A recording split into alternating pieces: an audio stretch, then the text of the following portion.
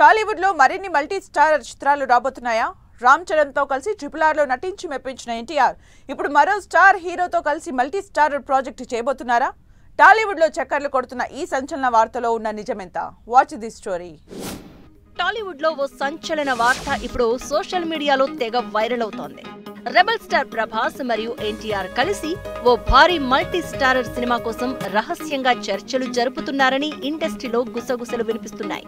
ఈ ప్రాజెక్ట్ ని ఒక అగ్రశ్రేణి దర్శకుడు చేయబోతున్నారని చెప్పినా ఆయన పేరు మాత్రం ఇంకా బయటకు రాలేదు. కానీ కొందరు మాత్రం ఆ డైరెక్టర్ మరెవరో కాదు, పుష్పతో సంచలనాలను క్రియేట్ చేసిన సుకుమారే అన్న ఊహాగానాలను వినిపిస్తున్నారు.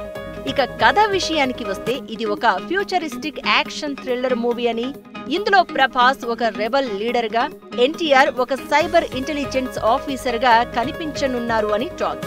ఈ ఇద్దరు హీరోలు మొదట శత్రువులుగా మొదలై ఒక పెద్ద విలన్ తో కలిసి పోరాడతారట. అయితే హాలీవుడ్ స్టార్ ఒకరు ఈ సినిమాలో విలన్ గా నటించే అవకాశం ఉందని రూమర్స్ వినిపిస్తున్నాయి.